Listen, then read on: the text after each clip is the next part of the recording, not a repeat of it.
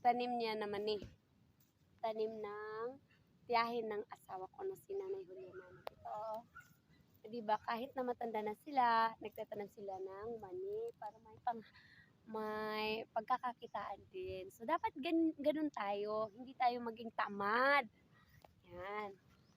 Para kumita tayo, dapat magtanim ng kahit anong mga pwede mong itanim na pagkakakitaan mo din, di ba? Ganyan tayo mga Pinoy, madiskarte sa buhay. Yan siya.